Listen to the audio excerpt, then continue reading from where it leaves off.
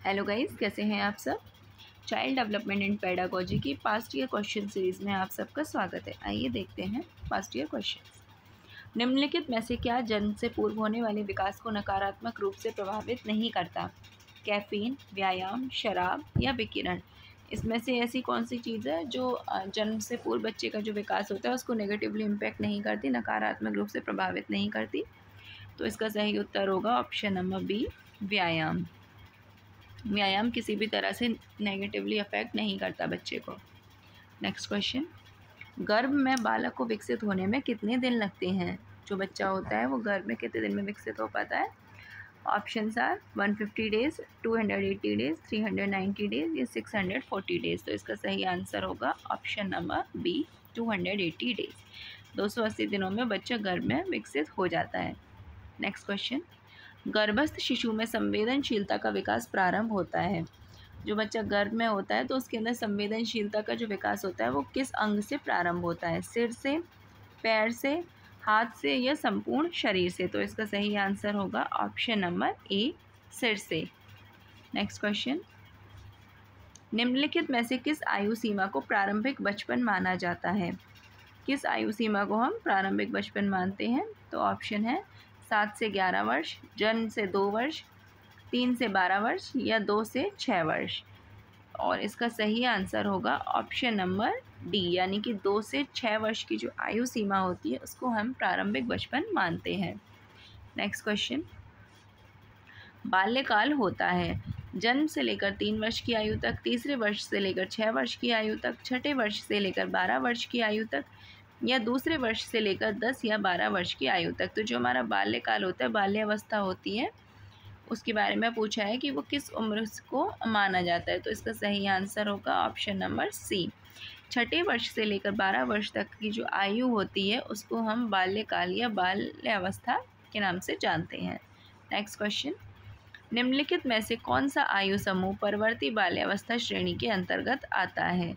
तो बाल्यावस्था में कई श्रेणियां होती हैं जिसमें से एक श्रेणी है परवर्ती बाल्यावस्था श्रेणी। तो कौन सा आयु समूह या आयु वर्ग है जो इस श्रेणी में आता है? एंड ऑप्शंस आर 11 से 18 वर्ष, 18 से 24 वर्ष, जन्म से 6 वर्ष या 9 से 12 वर्ष। और इसका सही आंसर होगा ऑप्शन नंबर डी, 9 से 12 वर्ष। नेक्स्ट क्वेश्चन, मध्य बचपन अवधि है। मध्य बचपन जो होता है वो किस आयु सीमा, किस आयु वर्ग को, किस उम्र को मध्य बचपन माना जाता है?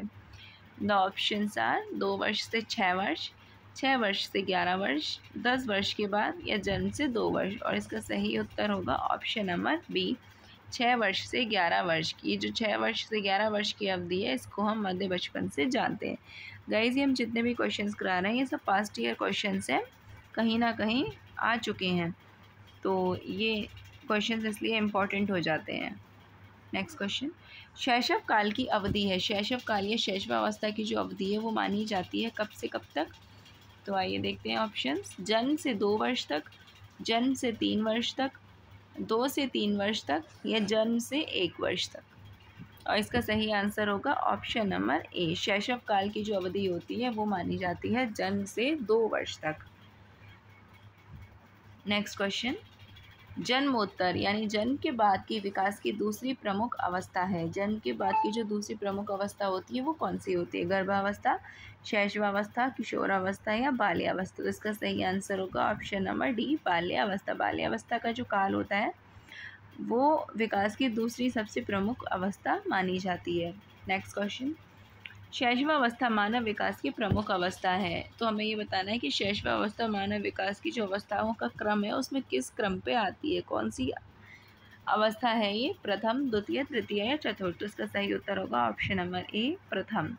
शैशवावस्था मानव विकास की प्रथम प्रमुख अवस्था मानी जाती है। नेक्स्ट क्वेश्चन, डैश के अलावा निम्नलिखित कारणों से खेल युवा बच्चों के विकास में एक महत्वपूर्ण भूमिका निभाता है।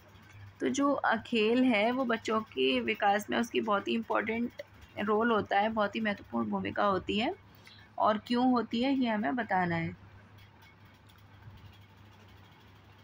सॉरी गाइस, क्यों होती है ये नहीं बताना। इसमें हमें 4 ऑप्शन है, उसमें एक ऑप्शन है जो कि इसके अगेंस्ट में नेगेटिव ऑप्शन है, तो हमें वो बताना है कि वो कौन सा है। वे अपने शरीर पर निपुणता प्राप्त करते हैं, यह उनकी इंद्रियों को उत्तेजित करता है, यह समय बिताने का एक सुखद तरीका है, या वे नए कौशल हासिल करते हैं और सीखते हैं कि उन्हें कब उपयोग किया जाए। तो इसका सही आंसर होगा ऑप्शन नंबर सी, यह समय बिताने का एक सुखद तरीका है। नेक्स्ट क्वेश्चन, निम्नलिखित में से कौन सा कारक बालक के विकास को प्रभावित करता है? तो बालक के विकास को बहुत सारे कारण प्रभावित करते हैं, तो हमें बताना है कि जो ऑप्शन हमें गिवन है इसमें से कौन सा ऐसा कारक है जो बालक के विकास को प्रभावित करता है। अंतःस्रावी ग्रंथियाँ, पौष्टिक भोजन, रोग तथा चोट, या उपयुक्त सभी। और इसका सही आंसर होगा ऑप्शन नंबर डी, उपयुक्त सभी। यानी कि सारी चीज़ें हैं, ये सब हमारे बालक के जो विकास होता है उसको प्रभावित करती हैं। नेक्स्ट क्वेश्चन, आजकल अधिकतर विद्यालयों में संभागी समूह के लिए प्राथमिक ध्यान आधारित होता है। तो जैसा कि हम सब जानते हैं संभागी समूह बनाए जाते हैं विद्यालयों में, तो उसको जब हम बनाते हैं तो किस चीज़ को ध्यान में रखते हैं? ग्रेड स्तर पर, आयु स्तर पर, योग्यता स्तर पर, या छात्र अनुराग पर? और इसका सही आंसर होगा ऑप्शन नंबर बी, आयु स्तर पर। आयु स्तर के हिसाब से संभागी समूह बनाए जाते हैं प्राथमिक तौर पर। नेक्स्ट क्वेश्चन, निम्न में से कौन सा कथन सही नहीं है? अब ये कथन हमें पढ़ने और बताना है कि कौन सा कथन गलत है। नंबर फर्स्ट, जो अध्यापक यह विश्वास करता है कि विकास प्रकृति की वजह से होता है, वह अनुभव प्रदान करने को महत्व नहीं देता। ऑप्शन नंबर बी, प्रारंभिक अनुभव महत्वपूर्ण होते हैं और अध्यापक का हस्तक्षेप भी महत्वपूर्ण होता है। ऑप्शन नंबर सी, प्रारंभिक जीवन की नकारात्मक घटनाओं के प्रभाव से कोई भी अध्यापक बच नहीं सकता। एंड ऑप्शन नंबर डी, व्यवहारात्मक परिवर्तन के संदर्भ में विकास वातावरणीय प्रभावों के फलस्वरूप होता है। तो इसका सही आंसर होगा ऑप्शन नंबर सी, प्रारंभिक जीवन की नकारात्मक घटनाओं के प्रभाव से कोई भी अध्यापक बचाव नहीं कर सकता। नेक्स्ट क्वेश्चन, निम्न में से कौन सा बालकों के अधिगम एवं विकास में सबसे अधिक योगदान देता है? तो ये जो पॉइंट दिए रखी हैं चीज़ें, इनमें से हमें बताना है कि बालक के अधिगम और विकास में इन सब में से क्या सबसे अधिक योगदान देता है। परिवार, समवयस्क समूह और टेलीविज़न, परिवार, समवयस्क समूह और अध्यापक,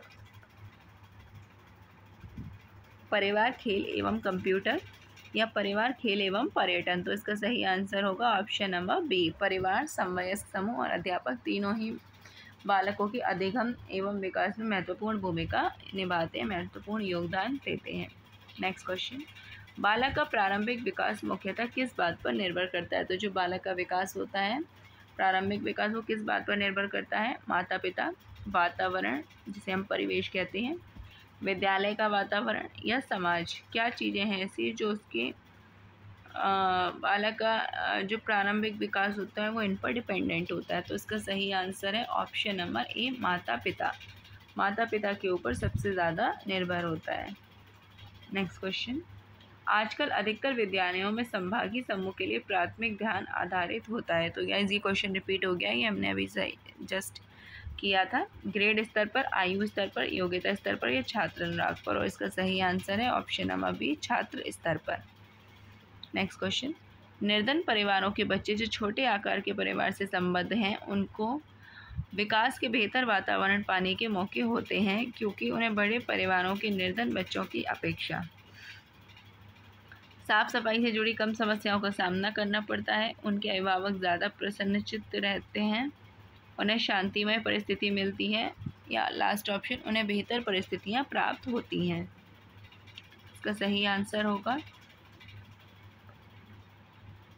ऑप्शन नंबर डी, उन्हें बेहतर परिस्थितियां प्राप्त होती हैं। नेक्स्ट क्वेश्चन, निम्नलिखित में से डैश के अतिरिक्त सभी वातावरणीय कारक विकास को आकार देते हैं? तो इनमें से हमें बताना है कि ऐसा कौन सा वातावरणीय कारक है जो विकास को आकार नहीं देता। नंबर 1 पौष्टिकता की गुणवत्ता, नंबर 2 संस्कृति, नंबर 3 शिक्षा की गुणवत्ता, या नंबर 4 शारीरिक गठन? तो इसका सही आंसर होगा ऑप्शन नंबर डी, शारीरिक गठन। नेक्स्ट क्वेश्चन, निम्न में से कौन सा कथन बच्चे के विकास में परिवेश की भूमिका का समर्थन करता है? पिछली कुछ दशाब्दियों में बुद्धि लब्धांक परीक्षा में शिक्षार्थियों के औसत प्रदर्शन में लगातार वृद्धि हुई है। एक समान जुड़वा बच्चे जिनका लालन पालन भिन्न घरों में हुआ है उनकी बुद्धि लब्धि 0.75 के समान उच्च है। शारीरिक रूप से स्वस्थ बच्चे अक्सर नैतिक रूप से अच्छे पाए जाते हैं। कुछ शिक्षार्थी सूचनाओं का जल्दी प्रक्रमण करते हैं जबकि उसी कक्षा के अन्य विद्यार्थी ऐसा नहीं कर पाते। इसका सही आंसर होगा ऑप्शन नंबर ए। पिछले कुछ दशाब्दियों में बुद्धि लब्धांक परीक्षा में शिक्षार्थियों के औसत प्रदर्शन में लगातार वृद्धि हुई है। गाइज़, अगर वीडियो पसंद आई हो तो प्लीज़ वीडियो को लाइक कीजिएगा, वीडियो को शेयर कीजिएगा, चैनल को सब्सक्राइब कीजिएगा और बेल आइकन का बटन प्रेस कर लें ताकि हमारी आगे आने वाली वीडियोस की नोटिफिकेशन आप तक सही समय पर पहुंच सकें। Thank you.